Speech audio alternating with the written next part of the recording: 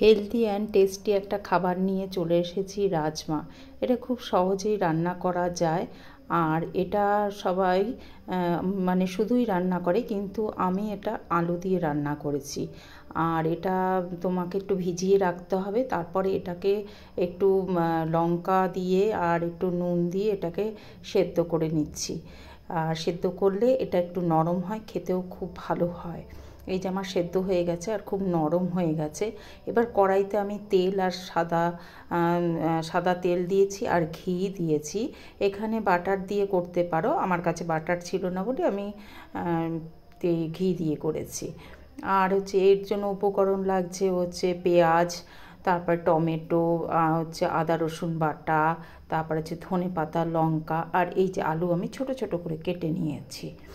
দেখো, তারপরে হচ্ছে আমি এই যে পেঁয়াজটা কড়াইতে দিয়ে ভেজে নিচ্ছি। এবার হচ্ছে এটা ভাজা হয়ে গেলে এই যে লঙ্কাটা দিচ্ছি, এর সাথে লঙ্কাটা একটু ভাজা ভাজা করে নিলে ঝালটাও হালকা হালকা বেরোবে, খুবই ভালো। এই যে টমেটো কুচিও দিয়ে দিচ্ছি। এটা মানে টমেটো দিলে স্বাদটা আরও বেশি বাড়বে, কেননা রাজমাতে টমেটোটা মাস্ট, এটা দিতেই হবে। এবার মশলাটা ভালো করে আমি সাঁতলিয়ে নিচ্ছি।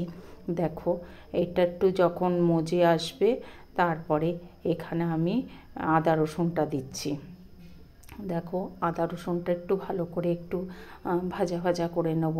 হ্যাঁ, তারপরে এটাকে আমি এই যে আলুটাকে আমি আলাদা করে ভেজে নিয়েছি, আলুটা।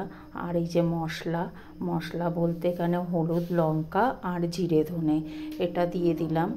আর সাথে একটু জল মিলিয়ে দিলাম যাতে মশলাটা ভালো করে কষানো যায়। এই যে দেখো, সুন্দর করে কষানো হয়েছে আর সুন্দর একটা গন্ধ বেরিয়েছে। এইবার আমি আলুটা মিশিয়ে দিলাম, দেখো কত সুন্দর। আর তারপরে আমি রাজমা সেদ্ধ করে রেখেছিলাম, সেই রাজমাটাও দিয়ে দিলাম। খুব সুন্দর হচ্ছে আর খুব সুন্দর একটা ফ্লেভার বেরোচ্ছে। ওই যে ঘিটা দিয়েছি না, ওতে ফ্লেভারটা খুব ভালো আসছে।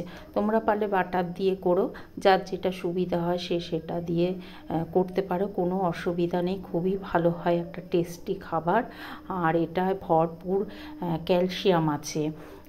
তোমরা খেলে এটা প্রচুর পরিমাণে ক্যালসিয়াম আমাদের শরীরে যুক্ত হবে।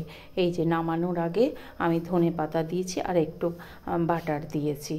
আর এটা তোমাদের কাছে যদি কস্তুরি মেথি থাকে, তোমরা কস্তুরি মেথিটা দিয়ে দিতে পারো, তাহলে ফ্লেভারটা আরও সুন্দর, আরও ভালো হবে।